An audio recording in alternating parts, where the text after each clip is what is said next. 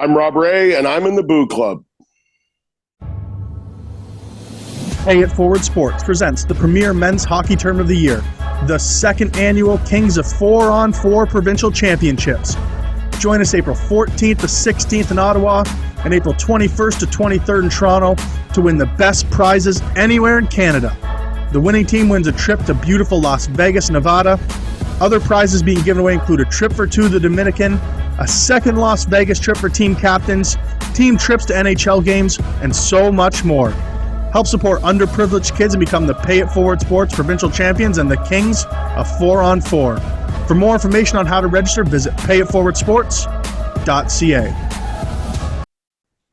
Hey guys, welcome back to another episode of the Battle of Ontario Hockey Podcast, the Boo Club, on, of course, the Pay It Forward Sports Network. Two massive things today. Obviously, I think this could be the best guest we've ever had. Sorry to all the guests. I know we've had some awesome guests over the last couple of years, 3 seasons, two full years. But this might be could be possibly be my favorite. I know that. It was a ton of fun, guys. So if you're listening in about 10 minutes, we've got the one and only Stirling's own Rob Ray, and you can imagine the stories that are coming. Tons and tons of fun. But as you saw in the intro there, guys, our 4-on-4 hockey tournament, it is now in Trenton, Ontario and Ottawa, Ontario. The two winners of each, the East, we'll call it, in Ottawa, and the West Division in Trenton area. Whoever wins those tournaments will face off each other the week after or within the week after and become the provincial Kings of 4-on-4 champions of Ontario. And that winning team will win a trip to fabulous Las Vegas. The entire team. We're going to send up to 13 guys away to Las Vegas. How unreal is that? Plus secondary prizes of Blue Jays tickets. And then we're giving away a trip to two to Dominican, another trip for two to Las Vegas, gift cards, cash, you name it. Plus, on top of this, guys, because we know how hard it is to put a team together. We know I've done it. Fleming's done it. We've all done it. Well, not all of us, but many of us. It's hard to get a team. You got to collect money. You got to see who's in, who's out. People are bailing. We have another trip for two. This is on top of that. So, an actually third trip to Las Vegas for two people. And the only people that are going to be entered into this trip are the captains of both cities. All right. So, if we have, let's say, just throwing a number out there, 15 teams, 20 teams, 25 teams, whatever it is, however many we have entered, that's the only guys that are entered. So we like to give a little throw to them. But I guess this is the longest I've been talking at the start of an episode. So I haven't introduced myself. I'm Broeky. That's Flemsky there. We're in that ugly blue and white hat. How are you, Flem?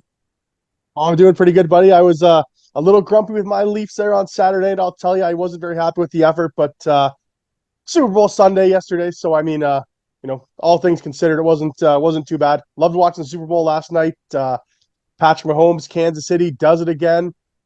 Nothing's rigged. Don't worry. Everything's above board there. But yeah, congratulations to the Chiefs. They they win another one, and they're kind of approaching dynasty status here, Broeky. Well, I'm just wondering here, Flem, for anybody that has Brendan Fleming on Facebook, Flemsky, you must be really mad because all of a sudden I'm starting to see all this Leafs stuff pop up. Brendan Fleming is selling this signed autograph thing in their Toronto Maple Leafs. Brendan Fleming is selling this old Leafs jersey. I'm like, holy shit, Flem, are you really hopping on the Ottawa train? I know Toronto lost to the last place Columbus Blue Jackets, in which somehow I still owe you $20. We're going to get into that for a minute here because you're trying to call me a chisel when you're the one being a chisel. I do owe you $20. I know that. For a different bet. But anyways, thought I'd have some fun here. If you're looking for some old Leaf stuff, ask Brendan Fleming because he's selling a few things. I'm selling some stuff, buddy. We were doing some spring cleaning the other day. I was out in the crawl space, and it's tough sledding being down in that crawl space. You're down there for like 30 minutes or 45 minutes digging through old totes and stuff like that, right? So whatever I've come out with, and Sarah's like, if it didn't fit out in the garage, it's going to either go back in the crawl space or it's going to be sold. So I mean, I wasn't going back in the crawl space, so I threw a few things up for you, Broeky.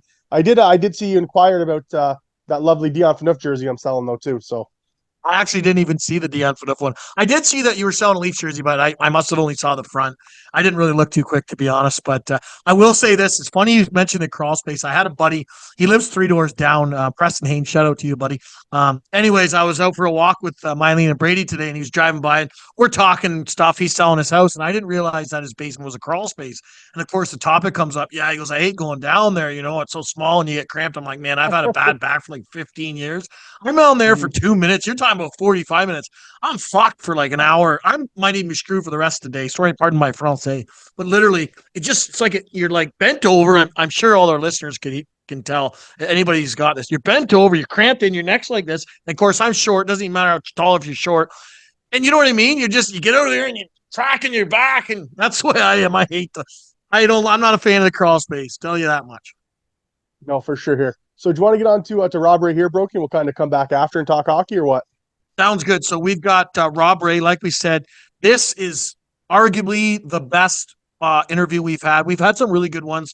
Top three anyways, I would say. Tons of fun. I feel like we could go on for hours about him. I mean, he's got stories about when he 18 punched a fan that was believe it or not, the fan was on the ice and Rob was on the bench, if you could think of that. If you haven't seen that video, that's amazing. We did post it to our social media today on Facebook, but you can check that out. But that's awesome. Talks about Dominic Hasek going across the border, Ty Domi, they had the same player agent, all the fights they had, and many, many more. Growing up at Stirling, playing in Belleville, his mom getting punched in the face at a Bulls game while he played for Cornwall. Can you believe it or not? The stories are crazy, guy guys. named Clarence. That was not Clarence. I don't think my old man would got in fights then. But anyways, here we go, guys. The one and only Stirling's own Rob Ray. Ladies and gentlemen, today we are joined by a living legend. He started his hockey career by playing 3 seasons with the Cornwall Royals before being drafted to the Buffalo Sabres in the 1988 NHL entry draft. He would spend a year and a half in the AHL before making his NHL debut for Buffalo, scoring a goal on his very first shift in the NHL. A man who feared no one, whether it be Tony Twist, Joey Kosher, drunken fans who jumped on the ice, or even Ty Domi, who he fought 13 times in his NHL career. This man played 16 NHL seasons and scored in his first and last NHL game. He currently sits 6th all-time in NHL penalty minutes. The pride of Stirling, Ontario, Mr. Rob Ray. Rob, thanks so much for joining us today, buddy. No problem, gentlemen. It's a pleasure. Yeah, thanks for coming on. So quite the story there, and as we always do, we do some research and watching a lot of videos, and it's been lots of fun seeing the old time hockey, I guess, coming back to life here with having you on here. So thanks a lot for coming on today.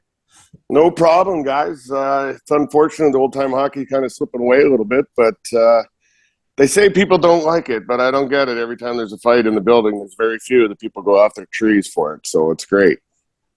Oh, yeah. And if you're at a party or something or a bar, I mean, if there's a fight, everybody's like, oh, look, there's a fight. Everyone stops the conversation or whatever. And, their attention's on the TV. So I agree with you there. I think it's the newbies trying to get into the game rather than the old people who love the style of the game, right? You know what? If you watch around the league now, the style is changing a little bit, and it's gone from that whole small, freewheeling, fast, skilled guy. And I think teams that are realizing that when push comes to shove, especially in the playoffs, they need some guys with a little grit, and they need a little depth that way. So you see a lot of teams starting to lean towards back that a little bit. And talking to scouts and that around the league and our personnel here, they look for it. And it's hard to find now. It's hard to find those guys that come in and play that way. I'm not talking fighting. I'm talking rugged physical hockey. They said they're at a premium out there. And that's why you don't see these guys get moved that much. So since we're on this topic, and I'm a Senators fan, of course, you ended your career there. Would you say that you think more of the Brady Tkachuk style guys are going to start entering the league a little bit more because they kind of went away from that? Now, obviously, a guy like him's come up and, plays that rugged style like you described, but can fight and can score and can kind of do everything. You think they're going to try and – is that what you're saying? More players I think they would like that, but Brady Tkachuk he's a special individual because he can bring both. And, he can handle himself on either side great offensively and physically. He can dish it out. He can take it. He can start it. He can back himself up. But there's not many of those kind of guys out there anymore. is what I'm saying. Is that I think teams will be lining up to get a guy like Brady Tkachuk and what they bring when they play the game because of, their total package. There's no total packages out there anymore, or very few of them. No, for sure. I agree with you there. So kind of speaking about old-time hockey, did you happen to see the Rangers-Calgary game the other day? Because for my money, that was probably one of the best games of the year so far. I mean, did you happen to check any of it? I know Trouba caught a couple guys with big hits, but did you see any of it? And did you enjoy the game? I only saw the hits. Does the NHL need more? Hits. Yeah, the Trouba hits. That kid's a solid man. He can stand up, and he does that an awful lot. And I'll tell you, going into games, these guys are talking about, being aware of it. And, a lot of the nights you're between benches at home, a lot of times on the road, you're between the benches as well. And when Trouba's dialing in on somebody, you hear the bench, heads up, they're letting them, they're aware of it. Because once again, there's not a ton of those guys out there that, play that way or know how to throw a hit like that. A lot of those guys are coming in, the sticks up, the arms are up, but he does it clean. He does a nice job of it. So, you know what? When you get into a game like that and both sides are willing to dish it out and go toe-to-toe like that, it's fun because you don't see it very often anymore. There's a lot of nights now, I'm literally standing on the ice, and there's nights that I'm looking at my watch and looking at the clock going, when the hell can I get out of here because it's so boring? Yeah, no, you're right. And I think the one thing I took out of that, too, was the response from Kadri, because he was the one that took that big one. And he just said, you know what? It was a clean hit. I dusted myself off. I got up, and I kept going, right? So, and I think that's kind of the attitude you got to have, right, on both sides, where you can't be like, oh, that's a dirty hit. That needs to get out of the game because, frankly, like you said, that's what makes the game. Those big hits, those big plays, right? Or it's boring and you want to go home. Too much now. When you see that big hit, somebody's got to think they got to go and challenge the guy because somebody threw a big hit. Well, I don't like going back to the past, but there was a lot of guys threw big hits. They hit hard, and you got up and just kept going because you knew, okay, he got me this time. Maybe next time it's my time. That you didn't or shouldn't have to go address every big hit on the ice because somebody thinks was dirty or, the problem is a lot of people now, they slow the tapes down, they dissect it so much, and they start promoting it on social media and all this kind of crap that, they can turn any hit into a dirty hit if they want to. And I think there's just too much of that. And people out there now, they buy into that stuff and instead of just letting them play. And when you slow it down, I feel like it changes the whole thing because hockey, how it happens so fast. So anybody can slow any clip down and say, oh, like maybe he left his feet a half an inch or an inch, right? Like, come on, that's part of the game.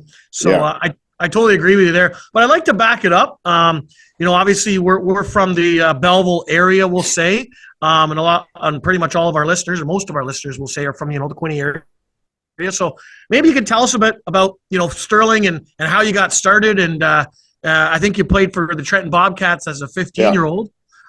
Maybe just talk about the earlier days before playing Cornwall and the NHL.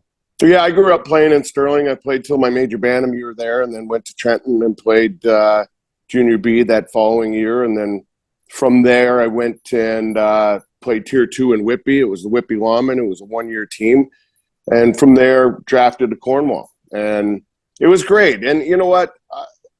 Being from a small town and being from the area, not a lot of guys have ever, got outside the area at that time. It was new to everybody. It was new to us. Like nobody knew, what it was all about or how you should do it if you wanted to. It was just dumb luck on my part. I had, if you guys remember a guy from the area, Steve Rex was a guy that, gave me a lot of good advice. Along the way. And he opened up some doors for me and gave me a chance to go try out for these teams. And, I thank him because probably if it wasn't for a guy like that taking an interest in you, you might not have had the opportunity. So it's tough. Now it's different. You talk about junior teams and that they might not have the people in the building, but it's a lot of video done. So there's no hidden gems out there anymore that people don't know about because that's their business and that's the job now that they have to find these guys. And a lot of it's done, video wise.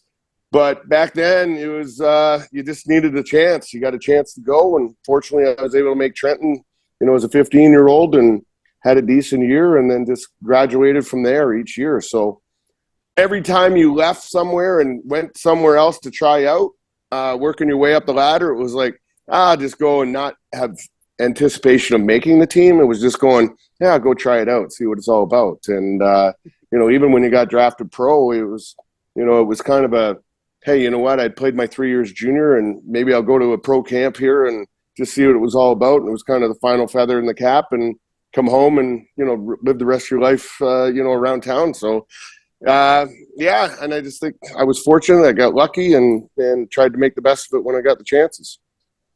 Now, when you were growing up, so it would have been the Stirling Blues, I take it, right? Yep. Was there no AAA teams or kind of anything like that like there is now? No, we were double C in Stirling. Belleville was AAA, but you had at that time you had to live in the AAA center to play for a AAA team. So even if you wanted to, you couldn't. And so you were just kind of there. You played your small little towns in Brighton and Madoc and Marmora and Bancroft, and they were the games you played, and that's kind of where you come from. I have that argument with fans, or not fans, but parents all the time now. I coach my son here. He's just turned 14. We coach the junior Sabres, and these people down here think the more money they spend and they got to be to this, that it gives their kid a better chance. And you sit and say, I came from a town where I had 1,200 people at the time. You skated 2 days a week, and the ice was only in for about 5 months a year.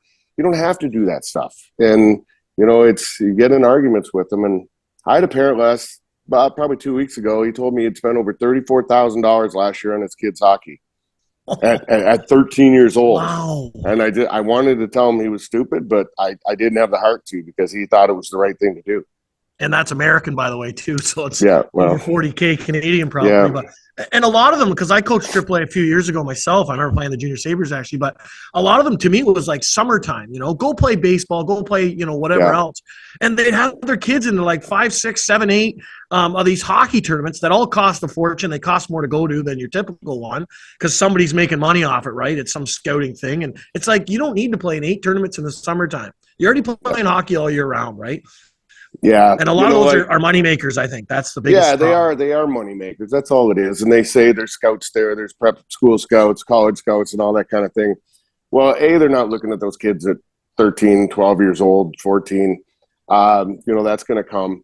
But you're right. It's just such a money thing out there now that people are willing to spend it. And they think if they're at these, then they're going to get noticed. And, it's going to lead to other things, which is crazy. And we tell our kids, because we want them to stay off the ice. We may, you may play in a tournament in the spring or something when it's all over because you got your new team set and you go play in a tournament just so the kids can get together. But you encourage you to go play baseball, lacrosse, do whatever it is, until August when we get back at it again, because I think you need a break from it. I think so many kids get burnt out. And talking with scouts from the Sabres here, they look at a lot of that stuff too, because they figure if a kid has played 24/7, for the last 10 years, every day and going to all this stuff, they feel that at a certain point, at 18 to 20, they may get burnt out and they might have enough of it and they're not going to develop as quick and, have that desire to take that next step. So they do take that into the fact that they look at it and see kids that go do other things and play other sports, just because they need a break from it. And they feel that those kids that did other things are maybe a little more hungry when they get the opportunity. For sure. And I think the other part to that too is you learn different skills by playing different sports, right? Yep. Baseball's more hand-eye. Lacrosse can be that. You can get better, wrist strength and all that. That's one thing too. And I said the same thing. And I know Bobby Orr always says that too. I listen to some stuff he's on, and same thing. Go do something else, and that way you're hungry when you're there. Because like anything, you do it every day of the year, you're going to wear out, right? So, so when you're going through trying out each level, you went to Junior B, Tier 2, and then the OHL, and then Pro. Trying to make that team, was it you had to fight to kind of prove your spot each way, or were you trying to put the puck in the net more? I never played that game until, you did a little bit in junior because junior, that's the way it was. And, back then that was the game that was played, and it didn't matter if you were the leading scorer in the team or you're, the fourth line penalty killer. That was just the game that was played. So everybody kind of had to learn to protect themselves and fight a little bit. It happened a little bit more in Tier 2 than in Major Junior, because the Tier 2 league we played in, it was like a really Aurora and all that. And what it was all overage junior guys. And, you know, it was a goon league more than anything. So you had to learn to protect yourself. It's not because you wanted to go do it. It was just more of a, you know, to protect yourself.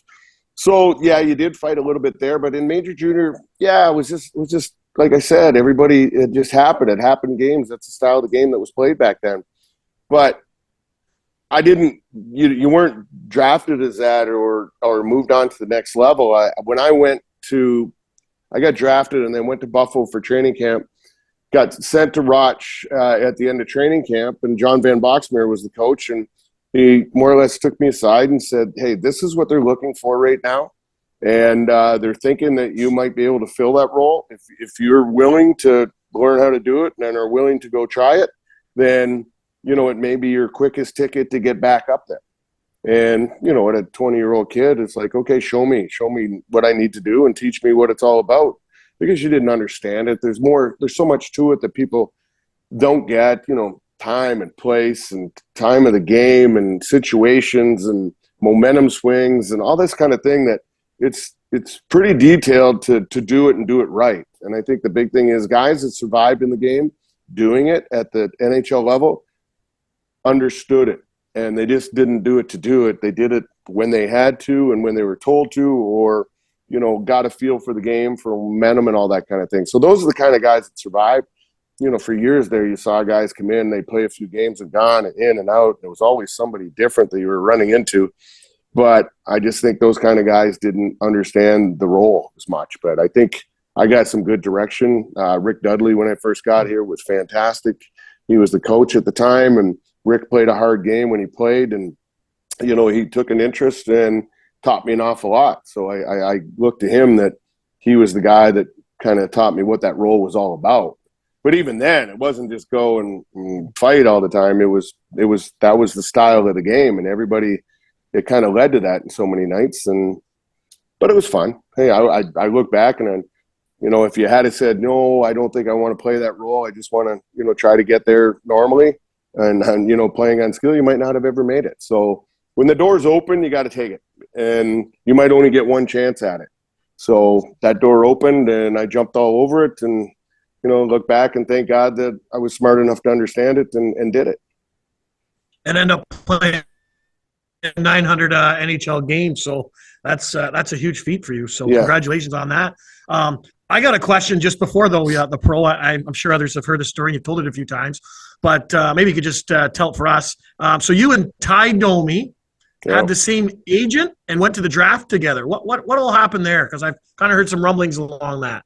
Well, the draft was a little different back then than what it is now. It was always in Montreal, and Rolly Thompson was our agent at the time. And yeah, I know. Rolly said, yeah, I'll stop in, pick you up on the way through, because your parents and family couldn't go to it and all that kind of thing.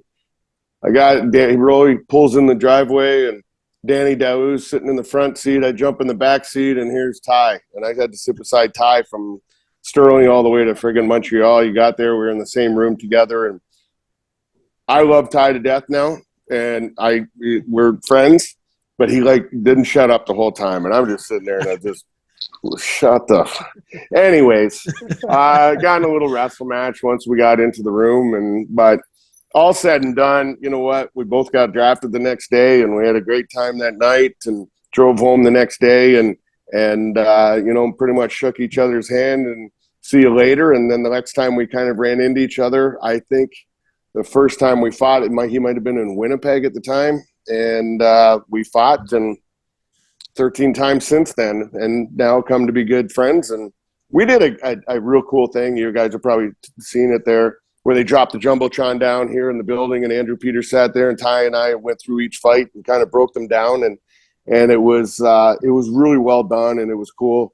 And it was just him and I kind of talking through the fights, and it was awesome. And but it was, you know, when you're all said and done, you fight guys. Do you hate them? No. You know, I come out of the game, and there's probably a couple of guys that I played with for years that I hate more than anybody that I ever fought, just because they were dickheads. And, you know, so when it's over, you can't hate anybody. Life's too long to hate anybody. And I'm glad that, you know, Ty and I become friends.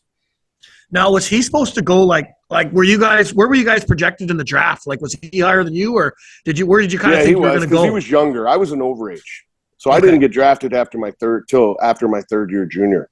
So, usually at that time we were the guys that went later. He was a couple of years younger than I was. So, they're projected to go higher. I think would he go second, third round or something like that? I ended up going fifth. So. Oh, okay. Well, that's good. It's funny that you guys end up joining each other and then fighting so much. And we'll have to pull that series up for some of our listeners as well, because I know I've seen part of the clips, but I know Brendan has a question regarding Junior. So before we get to the NHL, I don't talk to guys with Leaf stuff on. I love it. I'll take it off. So unless he's offering me $1 million, I'm not talking to him. Okay? Fleming, take it off, buddy. Jeff will send you knee transfer. One quick one here. So I heard this story about an OHL story about you. So it's when you're with Cornwall and you're playing Belleville. And apparently the two main culprits are Brian Marchment and a guy named Bill Bennett who played with Cornwall at the time. But apparently there was a brawl, and it got so out of hand that people kept leaving the penalty box to come out and keep the fight going. Maybe the cops had to be called. Is that a true story, or is that just kind of a myth around here? Well, I don't know about cops being called on the ice, but when we played Belleville, they were tough. And we were not a tough team in Cornwall by far.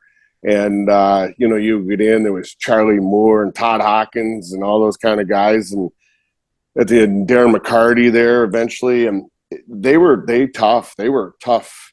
And Billy Bennett was just a tiny little thing. Like, he was just a little man. And he had a mouth on him like crazy. But he did stir up a lot of stuff. And Brian, Brian was Brian, and God rest his soul. I loved Brian, and we got to be very good friends as well. But those guys did anything to win, and that was kind of one of those places that you went into that you had to buckle up because you knew something was going to happen, and shouldn't had to be back home and everything. It got so bad in some of those games and that we would play that. People were fighting in the stands, let alone my mom. I remember my mom being at the arena in Belleville, and some guy came flying up in between periods, suckered my mom, and kept going. And What? It was, but it just, you'd step on the ice. I think they used to call me the goat farmer or something like that. Every time you were out there, and whatever. It was fun. You look back and you laugh at it. It's unfortunate some people take things, too far sometimes. And not understand it's a bunch of teenage boys out there playing friggin' hockey game, and it's really doesn't affect their life in any way. But it was always a crazy place to go in. And as far as fights, there was always fights with Belleville. So what's the story with your mom though?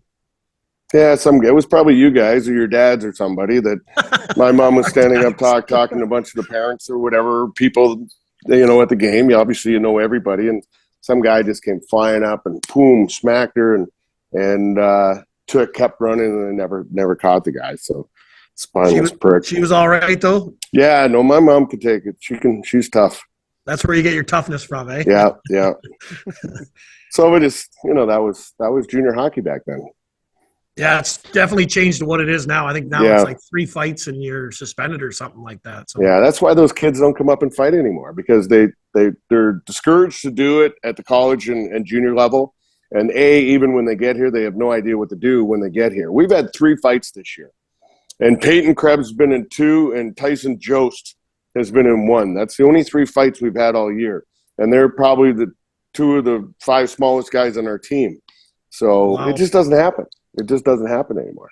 Do guys ever look for you and ask for advice anymore? Or Yeah, because I travel with them all the time. So you're on the planes with them all the time, and they, joke around about it. And, just after the second fight that Krebsy had, he was like, we're on the plane, and I'm, showing, he goes, yeah, I could only get the jersey, and you told me to grab the shoulder pad, but I couldn't get my hand around it. And, so we have fun with it. So it's cool. It kind of just goes in one ear and out the other, because they're never ever going to use it anyway. So. Just tell them don't wear undershirt, and tell them to take off your whole jersey. Yeah, that's right. And just hope you're not chubby. So since I brought that up, that ended up being the Rob Ray rule, right? Where you have to wear or what is the rule? You have to be strapped in? No, you have to be strapped down. You have to have your tie down on. and if it comes off, it's an extra penalty, and they kind of, I don't know what the rule number is, but they kind of tagged it the Rob Ray rule, I guess. And at the time it was kind of stupid. You're like, well, what's the big deal? Because everybody was complaining about it, that it was happening, and maybe their guy. It's all general managers, so it's all general managers that make these rules and bring all the rules to the table. And obviously, at the time, we had a pretty tough team here. Like, for a long time, we had a lot of guys, and there was a lot of teams that didn't want to play us. And it was just one of those ways of them, hoping to try to get the better. But after thinking the jersey, when it come off, you were so free and it was so great that I went from not only having the snap on the back, but I put it on the front, because after a couple fights, you realize guys lift up the jersey. It gets in your eyes, because you couldn't get it off. And I fought Ty one night, and my arm, or my head, ended up in my arm, and I couldn't get my head out. Like, this is how, because he lifted up the front of the jersey and it got you off. So I had a clip on the front and the back, and that son of a bitch wouldn't go anywhere after a while. And then it was no big deal then. So it was tight on there, and it was the same situation for most guys. Oh, that's crazy. It's pretty cool to have a rule, I guess, even though it's I guess unorthodox one, but it's a memory, right? So maybe your first NHL game. So Fleming there in the intro said it. So did you end up scoring your first shot on net kind of thing? Or take us through that maybe. First shift, first shot. Scored just slap shot just inside the blue line on Tom Barrasso in Pittsburgh. We had played the night before, and in Rochester, Boxy called me in, said, "You're called up." I'm like, "What?" So anyways, long night, get to Pittsburgh the next morning, practice, kind of everything's I remember running in warm-up, ran into Dean Kennedy in warm-up because I was staring around, wasn't paying attention. He's like, "You stupid ass, pay attention to what you're doing." So first shift, I scored and ended up a goal and assist, or 2 assists plus 3 or something in that game. And statistically wise, it was one of the better games I ever had in the NHL. And that night, Rob Brown, you remember the little Rob Brown, challenged me to a fight during the game, and I'm like, screw you, I'm scoring. This is the way it was. And I'm a goal scorer. Yeah, so it was great, and it was, if it had ended right there and that was the only game I ever played, then your career was a success and you would have been happy with it. But fortunately, it continued. But I'll tell you what, when you get the first chance, and I got the game sheet, and Lemieux and Coffey, and I think it was Lemieux, Coffey, and Francis, I think, were on the ice against us. And I'm thinking, some bitch, I scored on those guys. Like, that was pretty good. So it kind of made it a little more exciting, I guess. But yeah, it was just so cool. And just to get there and have that chance was, like I said, it was just cream on the top, if anything after that. Now, what was it like just seeing Lemieux? Like, you're going there and you're seeing this god of hockey, I guess, right? One of the best ever played. Yeah, and even with our guys, you walked in the dressing room, and by that time I'd only had 2 training camps under my belt. So you kind of, did you know the veteran guys? Yeah, you kind of knew them, but you didn't know them. And so it was, you're walking in and you're looking guys in your own dressing room. It's like, oh my God, I'm sitting here beside, this guy. And it's like, and then when you get out and you're watching, and like I said, those guys, Lemieux and Francis and these kind of guys, and it's like, God damn, like, this is pretty cool. You kind of caught yourself trying to see what they were all about, and instead of maybe paying attention to what you were supposed to do. But it was just trying to take everything in. It was just the whole experience of it, because at the time you don't know if it may be the only chance. There's lots of guys that only got one chance, and that was the end. So, you just wanted to make sure you took it all in, and fortunately it worked out. From Stirling all the way to scoring against Mario Lemieux. That's pretty something special. Yeah. What do you got, Flem? Yeah. Let's say, so you're a guy that probably saw Mario and Wayne Gretzky in their prime. In your opinion, like, if you were going to add one of them to the Sabres, who would you take, Mario or Wayne? I think Wayne. I can remember the first time playing against him in Edmonton. You're kind of sitting on the bench watching and just kind of seeing what he was all about. And I remember that the veteran guys commenting on how he could control the tempo of the game. Nobody else in the game at the time could control the tempo of the game that they want to play. And if he wanted it fast, it was fast. If he slowed the game down, it was slow. And not many guys over the years could say, or you could say that they were able to do that. And I just think that skill-wise, wasn't the fastest guy, didn't have the hardest shot, had probably the best vision out of anybody. But just the way he was able to dictate the way the game was going to be played, it was just amazing. Now, do you think is that through like puck possession kind of thing, or what's the? Yeah, I think he was one of those guys that, if we're playing, you're looking for the open man, as you're going up the ice. He's looking, okay, if I give it to this guy's open over here. So he's always like one or two plays ahead of you, or the normal guy. Yeah. And I think that's why he was able to, get himself in an open a lot and find those holes. But also, okay, I got Yuri Curry. I know that Yuri's going to come up. He's going to come across. So, if I come in here and I know Glenn's going there, then I'll be able to sneak in through here. It's just – his anticipation and the reading of the play was just, I think, off the charts. Yeah, that's unreal. So with your team there, I just going to touch on your team there. So when you first said you came up, Nate, who was the top guys in Buffalo then? I think, was Rick Five still playing that? Yeah, Pierre Turgeon, Rick came I think. in there, and Pierre Turgeon, and Mike Foligno, Mike Ramsey. I'm trying to think who all. Scotty O'Neill played here then. Dave Anderchuk, John Tucker. Dave Anderchuk. Christian Rutu. Clint Malarchuk was goalie. Darren Pupa was goaltending.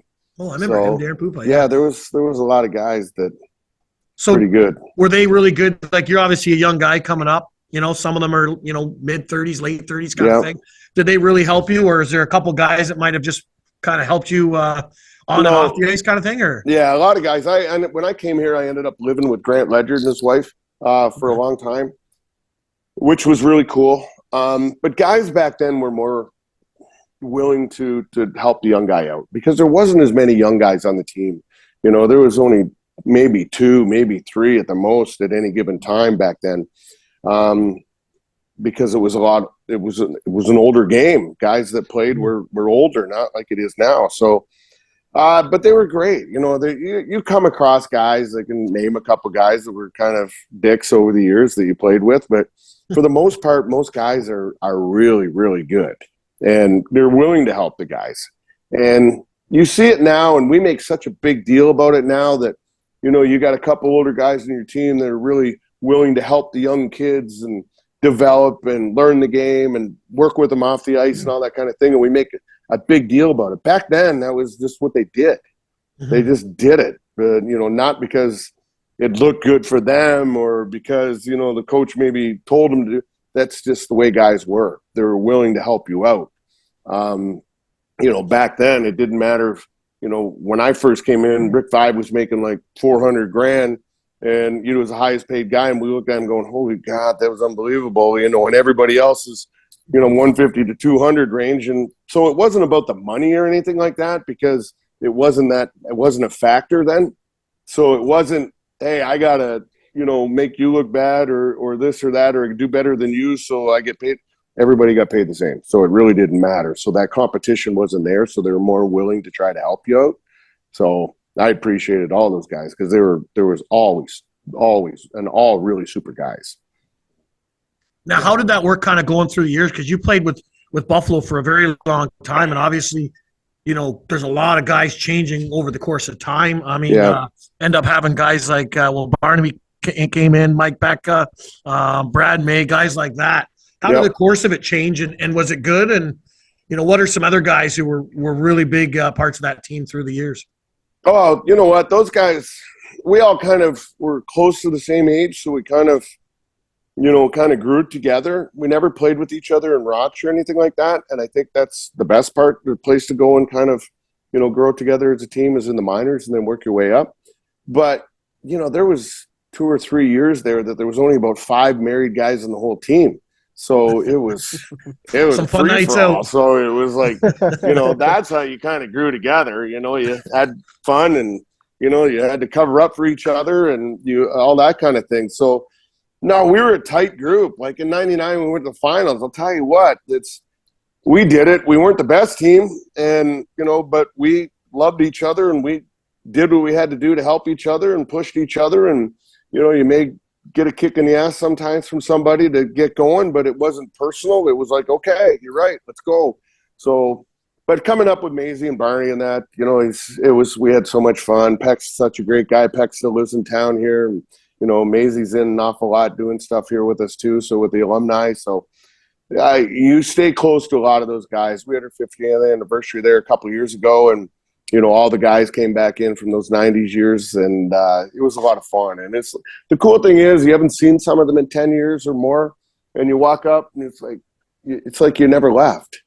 And that's because how close. But back then you knew everything about their family, their sisters, brothers, everything about them, because you spent so much time together. And a lot of the times that's your only source of maybe somebody to talk to when things aren't good or something going on. You don't turn, there's nobody else to turn to. You turn to the guys in the room, and we were young guys, experienced a lot of different things for the first time. And, so we shared an awful lot together that, it might have been a little more difficult to figure it out yourself, but when you got a group, we figured an awful lot of things out. That's great to hear. We actually had a couple of your teammates at our golf tournament last year, Vive and Brad May, and really, really nice guys, and a fun time, and like you say, nice characters, right? Which is what makes a team, I think. Maisie loves himself. You got bad characters, it can spoil it. Who's that? Yeah. Maisie loves himself. Right? Well, after hearing Mayday, Mayday. He's the biggest shoulder pattern in the world. No, I love Maisie. Maisie was so good. And I worked with Maisie even after, when he did some TV stuff with us here, and he lived with us. And him and my son, they were playing video games all day together. And I'm like, Brad, get the hell out of the house so he can do his homework. You're dragging him playing video games all the time. So, yeah, no, it's cool. It's really good. And the friendships you make, I'll tell you, in this business they're lifelong. And, you see guys now, even what I do now, I'm on the road a lot. You see so many guys that you played with and against, and, it's just kind of one big group. Yeah, for sure. Now, what was a guy like Dom Nikasic like in the room? Like, at the time, did you know, like, he was special when he first came in, and how hot was he kind of on that 99 run for you guys? Yeah, there was a lot of things about Dom that were really, really good. His play on the ice, he's was exceptional. His work ethic, preparing for games, is off the charts. He would stay in practice till he was happy with, his practice, and it wasn't just get me out of here. It's over with. I'm getting off. So he worked really hard, and he was a student of the game too. You always watched him out there on the ice, and all by himself down in the net, looking, covering corners, seeing where there was holes, and so he was a student of the game. And Dom off the ice, a little different guy sometimes. He was, I'm not saying a bad guy, but he was a tough guy to deal with sometimes. That it's, you go on the road and it's like, okay, it's your turn to look after him tonight. I got him tomorrow night. And so it was one of those things, but, a good guy, like really.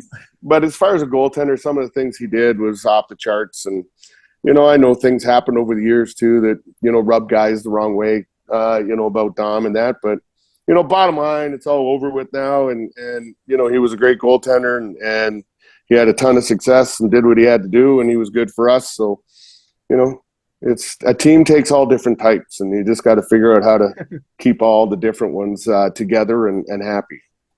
What's your thoughts on his style, though? Because, like, it's so untraditional even for that time, right? Like, it's sometimes he's making saves. You're like, wow, that's so lucky. But he made so many of those types of saves where it can't be lucky when you're making that many, right? Like, he's flipping over. And no, like when I was saying there, when he in practice, he would lay on the ice and swing his leg up, and he'd be judging where his leg would be at a certain point and how much of the net it would be covering. Same thing with sticks, arms, all that kind of thing. And, being tight to the post, if he had one leg out, what holes were there.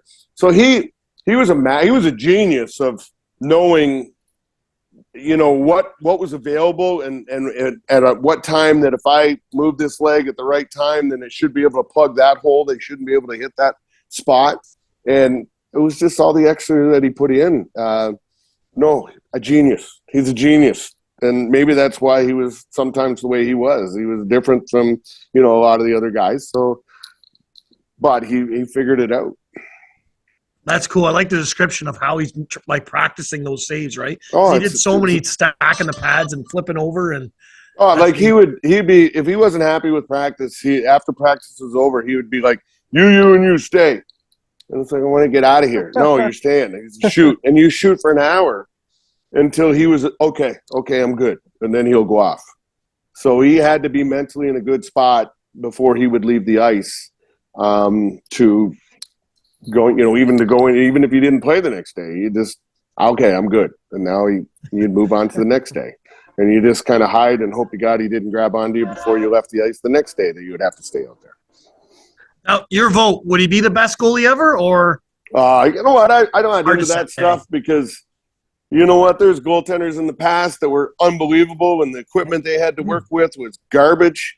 And those guys were fantastic. So to say and look at modern day goaltenders, the equipment they have and not getting hurt, then, you can shoot 100 plus miles an hour at them and it bounces off them. You did it back then, you're taking the guy for cardiac arrest because he would be dead. So it's totally different now. So yeah. I don't even to compare, guys, who's better, McDavid, it's a totally different era. He's maybe the best for this era. That guy was the best in that one. And I don't think it's fair to a lot of guys, too, to be kind of compared or judged that way either. So I believe more hey, you're the best right now or you've been the best for a while, then hold that title. Yeah. Because who really knows best all time? No, and you'll never who really knows? Yeah. Like if Gordie Howe had the skates they have now and the sticks they have now, hell, I coach a 13, 14-year-old team. And it's like every kid on the team shoots better than I ever shot because a lot of it is the sticks they have and, they figure it out. So to say that, one modern day guy is so much better than the other, I don't agree with that. Yeah, for sure. Out of respect too, for those guys in the past, because they're going to be the ones that are come up on the short end of the stick all the time because, numbers wise or, and there's more scoring now is like, how many times has Alex Ovechkin taken a stick across the back of the head or taking his knees taken out or anything like that he can be healthy the whole time like a Gordie Howe or somebody had to deal with, coming up through. So, it's not fair to compare in my eyes. Oh, no, for sure. I totally agree. Look at Bobby Orr taking his knees out. Imagine that guy played 20 full healthy seasons. Oh. Yeah. You imagine? Like, so yeah. It's hard. So I got one, Rob, here for you. So, yeah. Are there any goals that stick out in your mind that are like just beauties or like big time goals kind of for you? I know you scored a big one in the playoffs against my Leafs. I think it was Game 5 against the Leafs. Redirection between my legs and single-handedly broke the Leafs' backs, and they've never recovered from it since. I love it. Okay, that comes Still up. haven't won a playoff round. My very last goal of my career was against the Leafs in up there. So I was fortunate and lucky against the Leafs, but I don't know. I got 3 goals in the playoffs, and 2 of them were game winners. No, I'm kidding. But it's always your first, your last, and along the way, the odd big one. They all kind of like my son came downstairs the other day and he says, "Do you know you scored on Dom Hasek?" And I go, "Really? I didn't even think I played against Dom." And I scored on him in Chicago one day, but I only got 40 some goals, but I don't remember who scored them on or anything like that. So a lot of them don't stick out. Did you get up for Leaf games though? Like, was that? You always did. Back then, because we'd only play them maybe once a year, twice at the most, because they were in the Western Division. So until they moved, I'll tell you what. Until they moved, you were so jacked, and especially if you played them up there, because you knew it was going to be Hockey Night in Canada, and TV wasn't the same way as it is now. So for a lot of those guys, that was the only maybe game, and maybe one in Montreal that you would actually play on TV that their family members could actually see them play. So, yeah, no, guys would be fired and jacked up for those games when they knew they were going coast to coast. It was like, look out because we're coming. And you know what? Over the years with Toronto, we always had great luck with them. Like we we did very well against Toronto over the years. So it was always a fun place to go. What did Alex Ponikarovsky do in Toronto to deserve that beating he gave him? I think that might have been your last year, actually. But what was going on there, Rob? Well, just sometimes, guys, maybe it was a communication breakdown between him and I and language barrier or something like that. So it kind of got in the way there. He's a strong kid. He was a strong kid, man. I'll tell you, when you locked on him, it was like, you kind of like, whoa, he could hold you out if he wanted to. He was just kind of panicked a little bit there, but other than that, I was amazed how strong that guy was. Now, would you have been a Leafs fan growing up as a kid, or were you cheering for another team? No. Just because everyone around here seems to be a Leafs fan, right? No. I was always a Bruin fan. Oh, Bruins. Okay. Yeah, I grew up a Bruins fan. And for us, you never got the games at home. You got Hockey Night in Canada if it came in that night on the antenna, but you never really had a chance to watch too much hockey. I know I went to one NHL game before I played in one, and I was a kid, and we went to Toronto, and I think it was Toronto and Pittsburgh, tell you the truth, when they had those old teal blue jerseys. And that was the only game I saw before I actually played in one, other than stuff on TV, yeah. Now, Boston, is that kind of because of the Bobby Orr era? Would that be the Yeah, I think Bobby Orr was always my favorite growing up. So you kind of, the posters in the room and everything, and just hearing stories from him that you just kind of appreciated the way they play. I never played defense. Well, I did play defense, I guess, 1 year in minor hockey, but it was just always that guy that you kind of liked or talked about or read about when you had the chance. Yeah, well, he was the best, I guess we'll say, at the era, right, for that era, without a question. I mean, he changed the defensive game. But, okay, we got to ask this. I'm sure everybody does. The guy that jumped on the ice, apparently I think he was protesting violence in hockey or something. Yeah. Rumor I heard. Your arm, like, that thing is just like, whoa.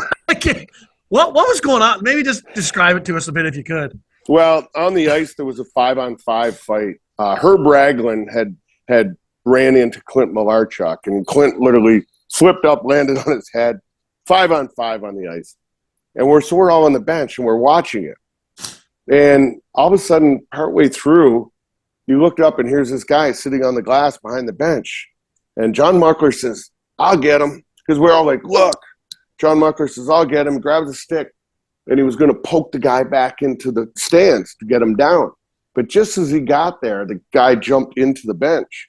We grabbed on him from the bench, threw him onto the ice just to get him out. Okay. He jumps up off the ice and comes running back and tries jumping into the bench again. And it just happened to be right where I got lined up for him. And I had the guy by the hair laying on the top of the boards, and I hit him 18 times, I think it was. And by then the cops come out, and the cops are jumping on this guy trying to wrestle him. And I let him go, and I had a ball of hair in my hand, my left hand. I'd stopped hitting with my right because it got so sore. And but anyways, they dragged the guy off, and you look, and here's these bullets laying all over the ice that had fallen out of one of the cops' holsters or whatever it was at the time. They got to go back out, pick up all the bullets, and you sit there, literally stood on the bench, and you looked over the Quebec bench, and they're like, "What the hell just happened? Like, what's going on there?" All you hear is the guy down the hallway just screaming his head off. I don't know what they were doing to him down there, and that was it. And once they got it all cleared up, they dropped the puck and kept playing, and that was over. Did anything ever come up with it though? Or? Nah, I think I got like a $4,000. I don't know if it was not a fine, but charged because they had to deal with some stuff. And back then, teams were so cheap they wouldn't take care of it. So whatever they had to pay and they take it off your paycheck. But that was it. Never got a penalty. Never got a fine, or I guess it was fine, $4,000. But that was it. Nothing. Were you like? Oh, go ahead, Flem. Were you hauling off on him, or like were you holding? I was hitting him as hard as I could. As long as my hand got so sore that I stopped because it got sore. So give the guy credit. He took a punch. Oh, 18 in 4.4 seconds, I think. On the boards and getting hit. There was no give. But I tell you, he had a lot less hair when he was done because I'm telling you, the ball was like a softball in my hand of hair. Is that the craziest hockey story, I guess, fighting wise? Fighting wise, yeah, I guess. That I can remember one time. Well, depends. There's a lot of stories if you want to get into stories. Like, Well, we'll hear one Scotty more if you got Metcalf something and I one brewing. time in Newmarket in the minors, we beat up the mascot because him and I got thrown out in a fight, and this mascot comes through our door, and it's some young guy, and he said something to us. We look at each other and we're like, let's go. We got him. We got the guy down the hallway. Just kicked the shit out of this mascot in the back hallway after getting kicked out and all the people around. I remember one night in Vancouver, Timmy Hunter, we went at it on the ice and we were going at it, and I had called him old and all this kind of thing, right? He was flipping out. We get thrown out in the old rink in Vancouver. We walk out. He went off first. I go off, and I'd make a left, and there's those big concrete pillars. And just as I got to the last one before I turned it in the dressing room, all of a sudden I see this hand come from behind the pillar, and he grabs on him and he goes, "Old prick, eh?" I used a different word, but I'm not using it. And I'm like, ah. And here him and I are on the concrete going at it, and there was this, and in behind it was like a buffet thing for something that was down there. We knocked that all over. We're down, and we're going at it. And my trainer was in it. Their trainer was in it. And then, finally it just came out, and I think it was I'm trying to think who their coach was at the time. He comes out and he says, "That's enough." And he grabbed on to both of us, and we just kind of stopped, and we went to our dressing rooms, and that was it. But there was so many nights, like in the minors. Utica one time got in a fight underneath the stands. It was Jersey's team. Both teams getting in a fight. Guys are throwing stuff back and forth, the tools that are outside, throwing at these. Cops come in, and nobody was allowed to get undressed. And he said, "Take your skates off, put your stuff in your bag, get on the bus." So here we are, fully dressed, the whole team with our skates off, carrying our bags onto the bus, and people are going nuts everywhere. It was like a Slapshot movie, for Christ's sake. And they escorted us out to the city limits, cop cars all around us. And then as soon as we got to city limits, they peeled off, and we kept going. So that was the end of that one. Well, why couldn't you take your gear off? Well, they wouldn't let us get our gear off. They said, "Leave the gear on, grab your bags, and get out of here." Just get out as quick as possible, I guess, eh? Yeah. They had the dogs down there and everything. That was minor league hockey back then. Wow. So they thought the other fans were gonna jump you? Oh, they were. They were going nuts, throwing stuff at our bus and all that kind of thing as we were leaving. It was crazy. So are you kind of like, what the hell's going on? Like, are you not afraid, but you know what I mean? Are you kind of intimidated? No, it was like you're 20 years old. It was like, this is cool. Like, this is awesome. This is hockey. Okay, this is what we're. I can do this. I can handle this. But yeah, there was just a different era, and kind of things happen. A lot of things happen that nobody would ever imagine, and that's the thing. Yeah, Slapshot, like you said, it's kind of like a little book of that. I got a question. Maybe just the 99 year, because you brought it up a little earlier. Maybe take us through that. And is there any hard feelings or thoughts kind of with that, or? No, you know what? We were a young group of guys that we hit our groove just at the right time, and in the season, and we played pretty well. And we played a hard game. We played a physical game. For a majority of it, we got good goaltending. Dom bailed out on us a little bit in that one. And Dwayne Rolson came in and played great. And, I think Dwayne, even in Toronto, he played the first two games in Toronto, I think. And that like I said, that team was a young group of guys that just loved to play, and we loved to be around each other. And we got hot. Power play was hot at the time. We always had good penalty killing, but we didn't get stuffed with injuries or anything like that. I think we only ended up getting one injury, and that was in the finals. And Rhett Warner broke his ankle, I think. But it was all new to us. We were young, and it was so much fun. And you look back, and I'll tell you, the ride after beating Toronto in Toronto back to Buffalo, which is a couple-hour ride, was probably the best 2 hours of my life, because you sat there and you're with the guys, and there was guys so excited they're crying, and you're just experiencing something none of us had ever experienced before for the first time, and it was like, this is the most amazing thing ever. So it was just a very good time. Then we get back to the border, And on that ride, customs guy gets on. He's okay. I got to see all your passports. And the guy takes about 6 steps on the bus. Dom gets the guy in the headlock, pours beer all over his head, and we're like, way. "Oh, son of a!" And all of a sudden, the guy goes, "Yeah, F the Leafs," and he ran all the way back to the bus, high five, and everybody got off, and away we went. So it was just cool. It was, it was just one of those things. But that year was special, and it was cool, and we lost, yeah, whatever. What are you gonna piss and moan about it for the rest of your life? Yeah, we got there, it was close, and who knows what would happen, but it's the way it is. It's sports, and we talk about mistakes happen, and it's great that they admit that they were wrong 2 or 3 days later. But that night it wouldn't even have. I don't think it would have ended the way it did, but it was so late, and the second the goal went in, it was like all the NHL monitoring people that would be there was just up and packed up and gone. The Zamboni doors explode open because of all the media and everything that has to get on the ice as soon as a goal is scored. So, like, even if you figured that it was not a goal at the time, then how the hell do you get 500 people off the ice, get everybody back up in their positions upstairs? And it was a chaos. So, whatever. It's over. Yeah.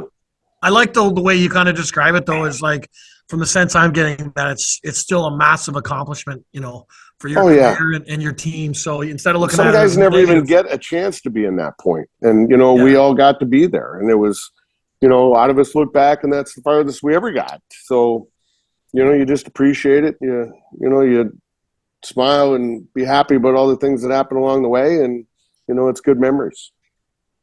And I love that story about Dom. That's unreal. Oh, God. You're lucky you got that customs agent, because some other ones. You can sit here and bring up things, and there'll be a Dom story kind of connected to it in some way, shape, or form. You could do that for hours. Any other Dom stories on the tip of your tongue that might go quicker? No, nothing, eh? No. We don't want to get in trouble. No, Dom. Oh, yeah. Well, I can't say it. No.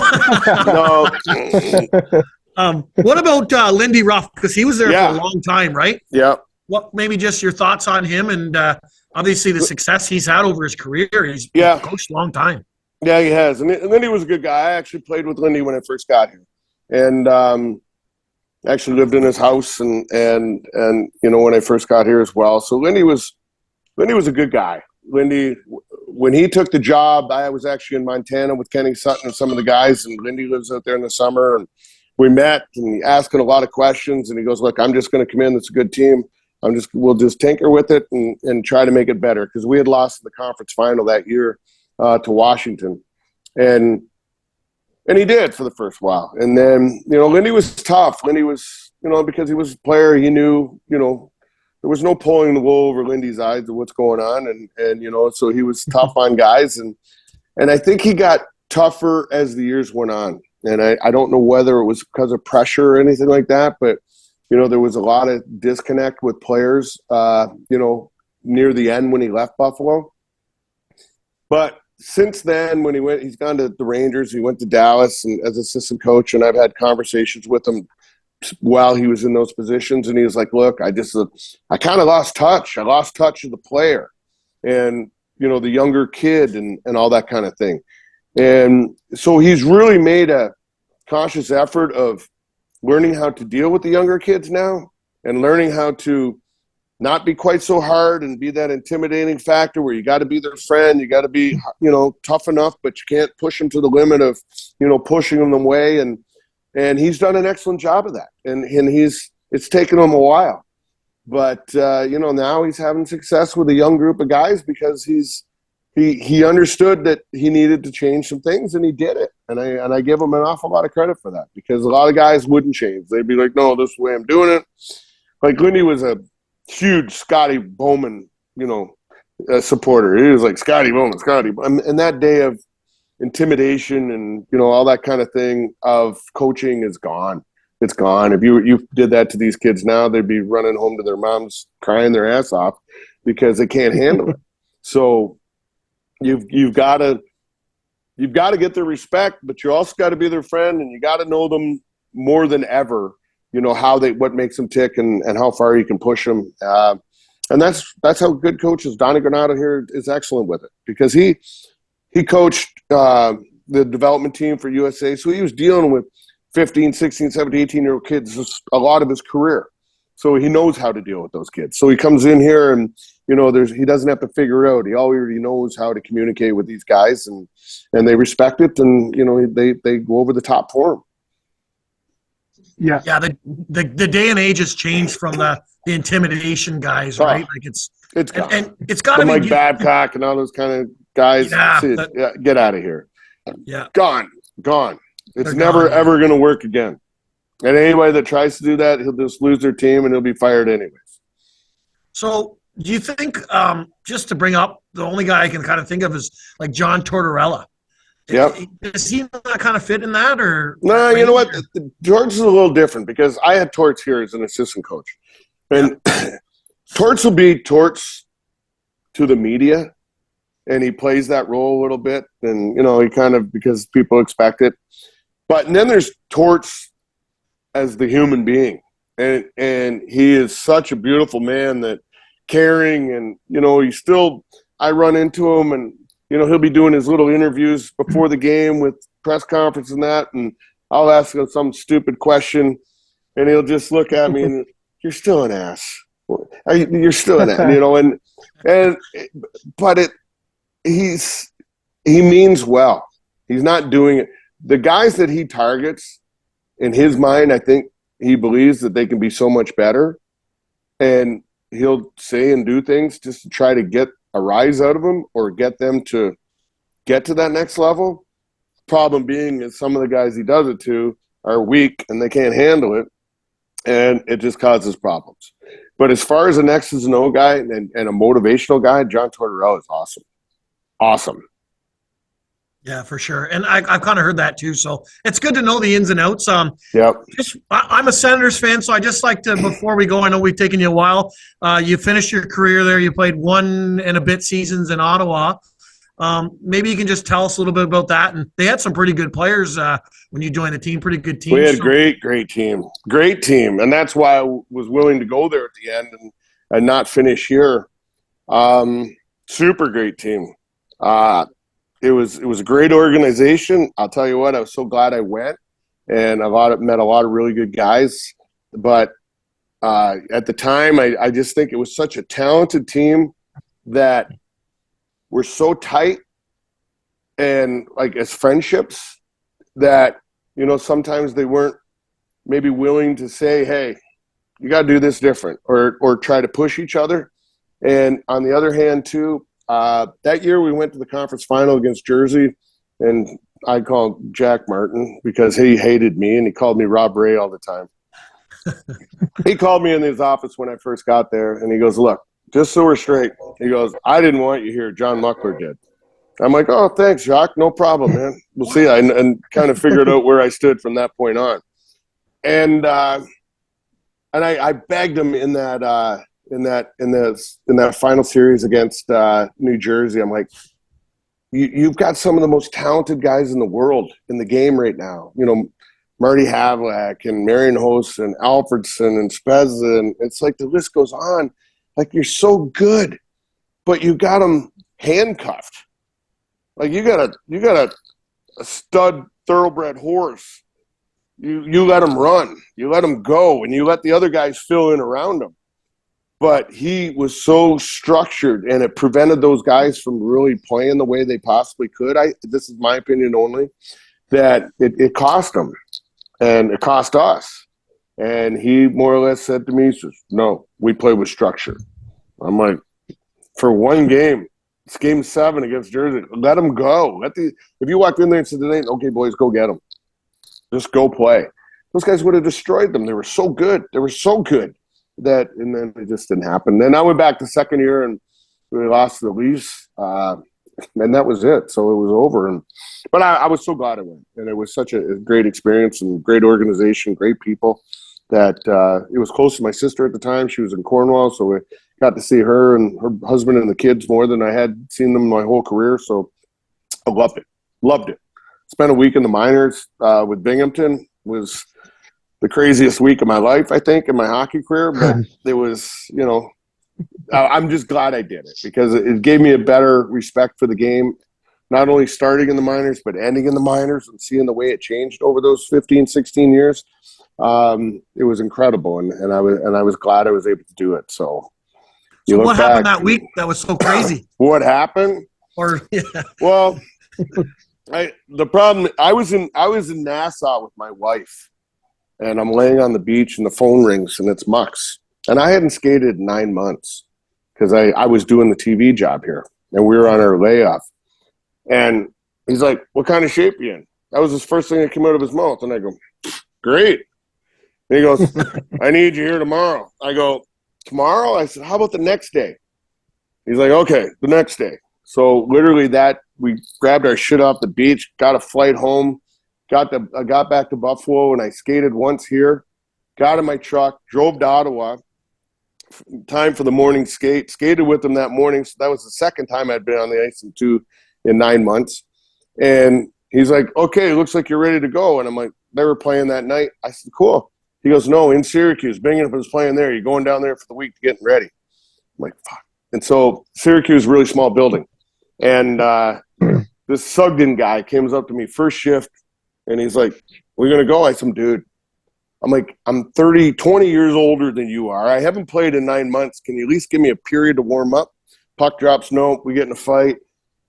And it was like, oh, my God. So get on the bus afterwards. I forgot to sign up for a meal because I didn't know you had to buy your own meals to get on and all this. So anyways, the kids all get back. You got to come out with us. I fell asleep in the bar that night because they were all young kids and they all wanted to hear stories. So you're telling stories from Syracuse all the way to Binghamton in the bar, and it was great.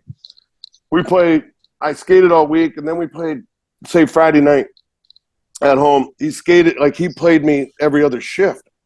At one time, I'm standing in front of the bench and going, John Paddock was the coach. I'm like, "John," all the kids are like, I go, "I'm programmed for 3 to 5 minutes a night. You're overdoing it. I can't handle it." And he's like, "Shut the fuck up and get back out there and keep playing." So the next day we were leaving after the game to go to Springfield, yeah. And we get about an hour or so outside of Binghamton. The bus breaks down. I'm like, "What do we do now?" Wait for a bus. We get into Springfield about, I don't know, 6:30, 7 o'clock in the morning. And I'm like, "This is cool. Sleep all day, be ready to go at night." No, it's an afternoon game. I walk into the arena, and I'm like, Marty McSorley's the coach, and I'm like, "Marty," I'm telling him the whole story. And he goes, "Don't worry, I'll keep everybody away from you tonight. Just go play, or this afternoon." I'm like, "Great." First shift, all of a sudden, this kid comes out. He can't hardly skate. He's like this, and he goes, "Hey, Legend, are we going to go?" And I'm like, I look over the bench. Marty's laughing his head off. And I'm like, you prick. And then the kid all of a sudden goes, "Nah, just joking with you." And there was a point in that game I was so tired. I go into the restroom and I said, my skates are fun. So I go lay in there. There's nothing wrong with my skates. I just kind of, lay there just because I needed a rest. We go back, play the next day at home. It was 3-3. So you drive all the way back to Binghamton after that. And I said to John Paddock before the game, I go, "Look, if there's not a car waiting for me to go to Ottawa after this game, I'm renting a car and driving back to Buffalo." And sure enough, after the game, he comes in. He's got a picture of the bus. All the guys signed it, all that kind of thing, jersey and car there. And I went back up. So it was good. It was a good experience. And I'm glad I did it. Got to, even Steve Bancroft was there then. So I got a chance to play with him at the end. So it was pretty cool. So we just had Steve on our last podcast, and kind of similar story. He played for the Belleville Trenton Bobcats as a 15-year-old too. So real nice guy. And he had a great career. You know what? He had a great career. He spent a long time down there, and he did really well. So I give him an awful lot of credit. Yeah, for sure. So and then you end up going to Ottawa for that the rest of that season in the playoffs, right? That's when you went to New Jersey or played against. That was the year we played Toronto. In the playoffs, and that was my last game. I only played 3 or 4 games, and the last game in Toronto, I score. I come back to the bench, and Jacques never played me another shift. I'm like, really? Okay. So it was like, okay, whatever. I scored. I didn't give a crap, and I knew what his thoughts on me were. So there was like 3 games left in the season. Never dressed for any of them. It was the last game of the year. It meant nothing, and he always called the guys in the middle, and he was like, he would tell, who was not playing and that. So they all come in, and I'm like, hey, Jacques. And he goes, yes, Rob Ray. He always called me Rob Ray. I go, I swear to God, if you play me tonight, I promise not to score. And he's like, what? I go, I promise not to score if you play me tonight. And he just looked at me and he shook his head and he said, and he told Shane Knighty, Rob Ray, you stay for do extra. Everybody get ready. And that was it. So I never got in another game. So you're kind of So getting you scored on your first and last shift then? yeah. So Jack Martin and I never really seen eye to eye. And you know what? He hung around for a while after as assistant coach. And I know it bothered him. And I'm kind of glad it did, because he's tried to come and talk to me a few times and he's been really uncomfortable doing it. And I just kind of, hey, Jacques, what's up? Well, what's going on? Talking to him at games and that. So, and I think maybe he realizes that the way he was probably not the greatest way to be when he was asking for help to, when I initially went there, it was like to help Chris Neal and Jason Spezza. I stayed with Jason Spezza and tried to, and that's what Mucks really wanted me to do. It wasn't so much to go there and play. It was to help those guys. So, and he didn't understand it. So we would get killed in the games, and I would say, like, Chuck, why didn't you play me? Guys are getting beat up. We played the Islanders one night in the first time I went there. We got the guys were like laying all over the ice, got a shit kick in, and they just sat there on the bench. And I go, next day, I go, why didn't you play me? Like, I could have went out and stopped all that before anybody got hurt. And he goes, my opinion is if you avoid it, it'll go away. I'm like, well, it wasn't going anywhere, Jacques. It was there all night long, and you guys. And it really kind of the toe tipper was probably in Philadelphia when we got in a fight. It was me and Brashear got in a fight, and whoever was in net, and we started. It was a 5-on-5, and every shift after that, it progressed. Everybody got in a fight. It was the highest penalty minute game in Senators history, and it all started because Brashear and I got it going, and then everybody after that. I think Spaz is the leading single game penalty minute guy for Ottawa Senators, and it was because of that game. But you were sitting in the room, and every 30 seconds somebody else was coming in because they got kicked out. And they're all laughing and excited, and so from that point on, I wasn't very popular with them. So he thought you kind of started that then, I guess. Yeah, I was like, that was my fault, whatever. So it was like, whatever. I didn't care. At that point, it was all bonus. I got to ask you, because you brought his name up, Chris Neal. Obviously, yeah.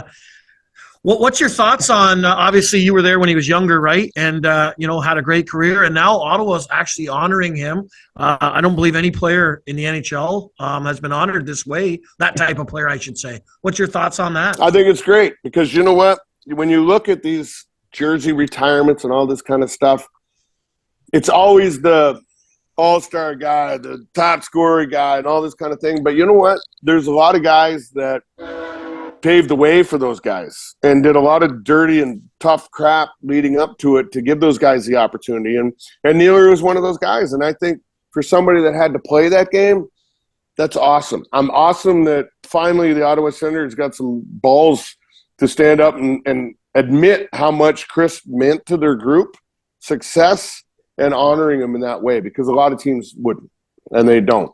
And it sucks.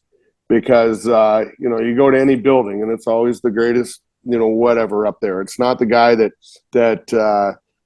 maybe took care of those guys and made them comfortable. And, you see, you talk to Gretzky about Semenko, where's Semenko? Well, Gretzky might not have done if it wasn't for what he did type thing. So, there's a lot of guys out there that I think, deserve that kind of an honor.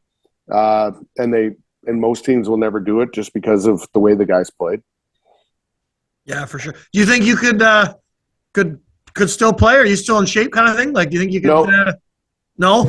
No. I coach our team. Matty Ellis, myself, Rhett Warner, and Pat Coletta coach our 13U team here with the Junior Sabres. And kids challenge you all the time. Rhett Warner's son last night, I'm driving home, and he goes, tomorrow, coach, we're going to have a race. And I go, how far is the race going to be? It's the goal line to red line. And I'm like, oh, okay, I might have that in me. So tonight, that's what I got to look forward to. Is this kid's called me out, and I gotta race him. So, yeah, you know what? I love it. as far as being in shape anymore to play the game, no chance. We play games periodically, and it's like, it's just for a week after you just want to die. It's just everything hurts. But I love being out coaching. I love being on the ice with the kids and coaching, and they're at a great age now where they're fun, and the stuff that comes out of their mouth is just amazing. So I love it. Now, do you find as a coach, like you'll take, the positive coaches that you had and throw that in the mix and learn from possibly the Jacques Martins that you didn't like? I'm the nice coach, right? You're the good guy. I'm the nice coach. I'm the fun coach, they call me. and Patty Coletta and Rhett Warner, they're the pricks, and okay. I'm the fun coach.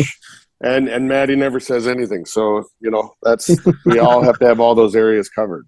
Oh, that's good. No, I'm glad you're doing it then. So will you do this for a couple more years kind of thing as your son grows, or? Yeah, he'll play there. They got the junior team back now, so he could play all the way up through to 21 now. So it's great. Oh, awesome. It's fine. You're always playing the best teams, and we were just in Fort Lauderdale the other day, and you're playing it was all top 10 teams that were there, and the St. Louis Blues and Jersey Rockets and all these kind of teams that they're all ranked, like I said, in top 10, top 12 in the country. So every day it's a high caliber game, and it's a great learning experience for them. And some of these kids you see are like Rhett Warner's son is 13 years old. He's 6'2" already. So these kids they're huge, and they play and they play hard. And now there's body contact this year at this age, so it's real hockey again. So it's fun.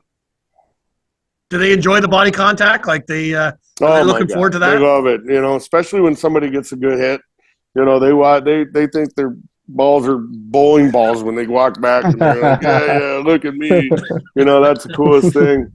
So, and you make a point of it. Hey, look, he was able to do. Look what he did. So some of the kids aren't too brave yet, so they're still feeling their way through it. So, you try to encourage them that everybody can get involved in that way. Not dirty, just playing hockey. Playing hard-nosed hockey. Yeah. Yep. Well, you got anything else, Flem?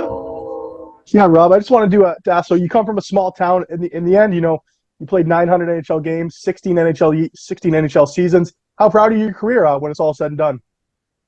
Extremely, because obviously I was the first one from town, and Matt Cook, able to follow along in my footsteps afterwards. And you like to think that you maybe had a little something to do with that you kind of show everybody that, hey, it can be done if you got the determination and the will. And no, I think when I got drafted and I came back home that day, and, there was hundreds of people at home, because it was a big thing. It was huge. And I think I always kind of carried throughout my career that, not responsibility of kind of doing it for them. But, I always had people down here on the weekends, always being part of my career and being so close, which was great. And, I thought to myself, and a lot of times it's like, I'm not just doing this for myself. I'm doing it for them because I see what it does for them and how excited they get. And, it was neat. And I'm glad I had the opportunity to do it. I look back and I'm,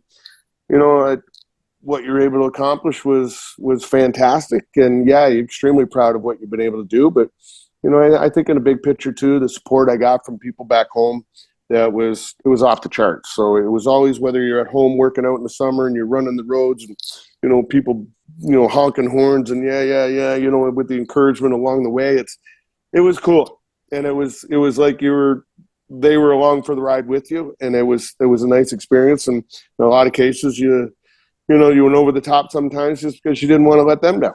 And it was kind of the approach I took. And that's one thing about the small city Stirling, right? They're a hockey community. They always seem to support their players and their teams. You go to a juvie playoff game, and the Stirling barn is all full, right? Everybody's supporting it. I can remember as kids going to juvenile games, the intermediate team they had there. That place was jamming. It was rocked, and even it didn't matter if you were Adam, Pee Wee, Tyke, whatever the heck in the age group, the little ones. If they were in the playoffs, the building was full, and it was awesome. All the guys standing up in the top row with their booze and they're drinking up there and having a good time. And it was just a thing to do. And it was so much fun. So much fun. And that's what makes a community, a hockey community, right? Yep. Just everybody getting together. So, but thanks a lot for coming on today. This has been awesome. No Honestly, problem, guys. the stories you shared with us, and the memories and all that, and the true honesty, I think too. Just it's been a blast. So I want to thank you a lot, and I'll have to send Artie a message after this, and just thank to him for hooking us up. Well, you guys aren't my wife, so I have no reason to lie to you. So I'm an open book. I just think you need better decision on who you hang around with. The Leaf fan, it's unfortunate they're going to be heartbroken again. Oh yeah, for the 20th year. I'm still sad from last year. Still there sad. May be a chance we win before the Leafs do. Well, with Tage Thompson in the next near future, jumpins, that guy's unreal. Thompson, Darlene, Power, add them to the list. These guys are clicking and they're playing well and they're good kids and they work their asses off. I'll tell you what, it's fun. It's fun again. You think they have a chance of making the playoffs this year? Yeah, I do. I think Pittsburgh. I don't like Pittsburgh. They're old. We play them well. Washington, same thing. I think it's too much the Ovi show down there, and they're getting long in the tooth too. They don't have the goaltending. I think that our guys have a very, very good chance of sneaking in. Yeah, and I think for years to come, it's going to be Ottawa and Buffalo sneaking in, the playoffs the next few years, and probably those two teams you just mentioned start. Because there's a lot, and the Islanders are going to take a back step. The Pittsburgh is definitely taking Washington. There's 3 top teams right there that have been there for the last few years. They're going to be gonzo. Yep. So get the new breeds in, eh? Yep. Well, thanks a lot for coming on again. We really appreciate it. Anytime, guys. Take care. And best of luck with your junior Sabres. Oh, yeah. We got them under control. Cheers, buddy. Take care, Rob. See you later. And welcome back, guys. So what a great interview that was with Stirling's own Rob Ray. One of the best times I've ever had doing an interview, Broeky. I loved all the stories, whether we're going from the Dominic Hasek story or Rob scoring, I think, in Game 5 against my Leafs in the 9-9 Eastern Semi-Conference Finals. Just a great guy, tons of stories, and love the old bowl stories he was able to mix in too. Just kind of a guy, he remembers everything, right? Like, man, I couldn't remember that kind of stuff from 20, 25 years ago. He seems to remember every little detail from, who he's getting benched with and Shane Knighty and Jock Lemaire telling him and, guys to skate laps after. So, crazy story. Thanks so much for Rob for coming on. And we had a great time, buddy. I thought it was awesome. And, it's Jacques Martin, right? He's French, but he calls him Jack Martin. Yeah. He wasn't a fan of him, if you haven't listened or, it's just too funny. But no, it was totally awesome, guys. I do want to drop one more thing before the listeners go is we have 2 bus trips. They're starting to sell out here, but there is tickets available. The first one is March 18th. This seems to be the more popular one, so get your tickets now before they run out, guys. March 18th, and the second one is April 1st. Tickets start at $220 for an upper but middle third level seat. If you want to sit lower third levels, it's $260. And to sit in the first level, it's $350. This is per seat, but this includes all your taxes because there's tax on this, tax on that, then all your fees. If you guys have bought tickets before at Ticketmaster or anything like that, there's fees for this ticket, fees for that. Everything's included. Plus, obviously, the coach bus with a bathroom from Belleville with stops on the way all the way to Ottawa. Plus chances at some fun prizes. We're going to have some fun on the bus. We always do. There is a bathroom. I don't know if I mentioned that. Everyone always asks that. And they also ask, can I bring a cooler? Bring a cooler. Have some fun. As long as everybody's under control, we want to encourage people to enjoy, relax, have some fun. They don't have to worry about driving, parking, none of that. And they can cheer on the Sens as they beat the Leafs twice. Not happening. Not even one time, buddy. Not even one. I'm sure we'll have some bets when we get up there, but I predict the Leafs knock the Sens out of playoff contention on one of these trips here. Judging by how the Sens are looking tonight, it might be March 18th, not April 1st, but we'll see how the old Sens shake out here. Let the Sens make it to that because right now they don't have a goalie. They don't have an NHL goalie. Yeah. Tonight, I think Sogard's starting. He's the only guy they have right now, and he's on. I think it was his 3rd NHL start, and their backup. I don't think has any NHL starts. Talbot coming back. Talbot's coming back, and I think in a couple of weeks. I forget what's hurt with him. Forsberg, I was at the game on Saturday there, and it was a scary scene because you're like, what is going on? Not to players get hurt, and usually one guy comes on the ice, a trainer or something. Sometimes he'll have an assistant. But then there was doctors. You could tell, like, this is Dr. Bob or whatever coming from like the second level or whatever, the suite coming down to see him. And there was another guy. There might have been two separate doctors. And it was pretty scary because it was both his knees. I believe ACL, if I'm not mistaken, in both legs. That's crazy. It was MCL in both me. knees. MCLs in both knees, I'm pretty sure.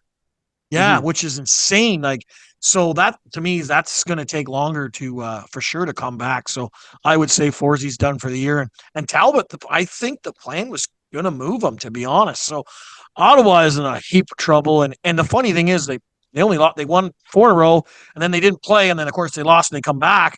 And of course, everybody else seems to be winning and playing more games, so they've got a lot of room to. They might be out of it here sooner than later, unless Matt Solgaard becomes the new Hamburglar from 2015 to 2023. Guys, that's pretty much the only thing we got going. We're here taping just our recording here tonight, Tuesday or Monday night. First period, I watched the Ottawa game, and I thought they played horrible. I thought Calgary dominated. But anyways, we won't talk about that. The Leafs lost Saturday to the Columbus Blue Jackets. Fleming says to me after Saturday, "You owe me $40." I said, "What?" "Yeah, you owe me $40." Friday. I said, "Watch the podcast." Now I'm sitting here second guessing myself, like, did I actually bet? I'm like, no, I didn't. I swear I didn't. But sometimes you think you said something you didn't.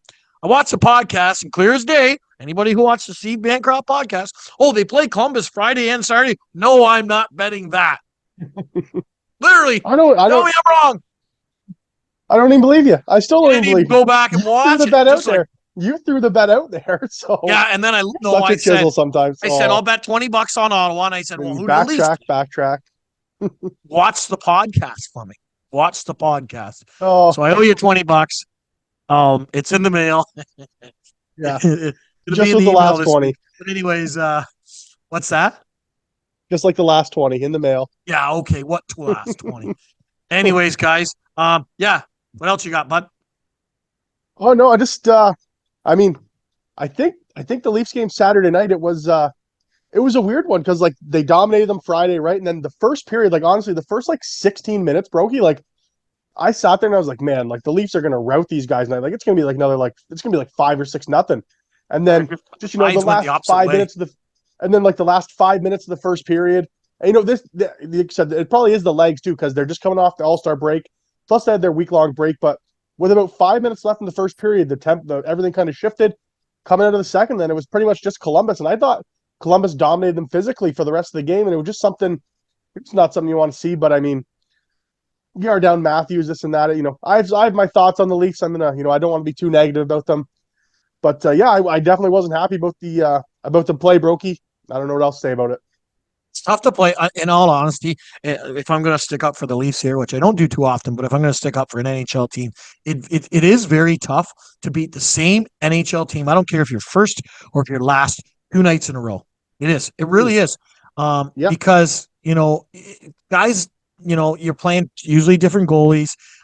Sometimes you can, you're getting tired, different matchups, playing at home, playing away, right? The travel. I mean, I know these are all excuses, but this is the way. That's why the NHL is so hard, and anybody can win any night. There's no, we like to gamble, and I'm sure a lot of listeners do, considering it's on every other commercial when you watch a sports event now. I know. But literally, but anyways, you can sit there and take the favorites all night, but I mean, at the end of the day, maybe 60-70% of the favorites, I don't know what the record would be, probably win, right? So that means you got 30%, sure. maybe more of the underdogs that win on any given night. So play a team twice in a row, obviously they got a chance to win one of those games. And yeah, you're right. I watched the Saturday a little bit of it, and it looked like Toronto was going to do the same thing. And then it was like, because I text you, when was I talking to you? Friday night? We were talking Friday. I was like, yeah, because I saw a little bit of both games. I was like, Columbus looks awful.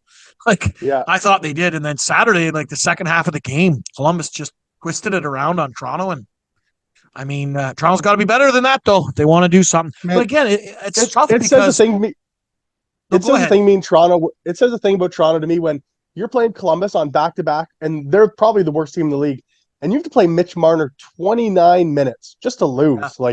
That's something that really scares me. He played 29 minutes on Saturday in the loss? 29. He did play 29 minutes. He played I think he played 4.5 minutes last. I think he played like 4.5 minutes the last five. So like it may not be as bad as you're thinking. Like he stayed off like pretty Either much the whole way, last 5 minutes, but still, like, a team that is posed to make a Stanley Cup playoff push should not need to dump Mitch Marner there for 29 minutes to get by Columbus on a Saturday at home. I mean, it just shows the lack of trust Keith has in the rest of the lineup. He has no confidence in anyone past, let's say, Bunting at forward. So Kerfoot, Engvall, Camp, anyone down below, Keith is essentially written off for offensive purposes. Like he has no trust in them at all. And he's just riding the big dogs, and that's what he's going to do when Matthews comes back. And I think it's, that might even been a message to Dubas, especially at the post-game press conference, because Keith was hot. I kind of think he was kind of saying, like, we need some ads here. And not just, not on defense where you're thinking, we need like two forwards here to come in and play ahead of Bunting or be at least in the Bunting category, if you know what I mean. you think Dubas is going to do it? I know he's on the end of his like last year of his contract, but everybody says the way Dubas thinks is he always thinks future. He doesn't like to gamble the future for now. But I feel like, hey, you're not going to have a future if you don't do something. I'm not saying you got to throw away the next 5 years of first round picks, but I mean, at the end of the day, what the hell's a first round pick for next year if you're going to be picking 29 or 25th or whatever? Yeah. And it's not like he's had anyone. He hasn't had any. Dubas hasn't drafted any first round picks to come in the league either. So. Well, he hasn't really been able to because they've all been late first rounders. Second round pick. Yeah, well, still, yeah. I just mean, he hasn't picked anyone to. I mean, what's he been there 5 years now? I mean, at some point you'd think, hey, one of my first rounders chiseled his way into the lineup a little bit, but hasn't happened. So I mean, I don't know what to say about it. Yeah, it's now or never from the Leafs. I still think that obviously if they don't win this year, it's not the end, but we are getting there soon with the contracts coming up, and I just don't see after next season. So in 2 seasons or a year and a half, want to call it, I don't see Willie and Austin and Marner and Tavares, everybody there. I think it'll be either Willie or Austin. Man, obviously probably Austin, but at this point you can kiss Nylander goodbye. Yeah. Nylander's as good as gone in. You can just tell because just by the way he played hardball coming out of his last contract, he held out like halfway through the year, and for like last day, I believe it was. He was literally down like the last hour. I think it was December 1st or something like that. I think they said Nylander called Dubas with like an hour and a half left of the deadline. Like they were going to let him go, and like he was already at a good number at the time for what they thought he was going to get. Like everyone's like between $6 and $7 million, and he ended up coming in right at 7. So I mean, he got the max. I know his father held out at one point. So I mean, look, that family's going to play hardball, and the Leafs just don't have the and Willie deserves a raise. He's been maybe their best player this year. He's been unreal actually. If he comes out looking for 8.5, 9, you're probably in him Tempe. There's no way Willie's taking $8 million. He's going to be taking 9 all day. Day. That's what I mean. Yeah, he's not getting that in Toronto. There's zero chance. Zero. Yeah, so there's you just said he was your top player, one of your top players this year, right?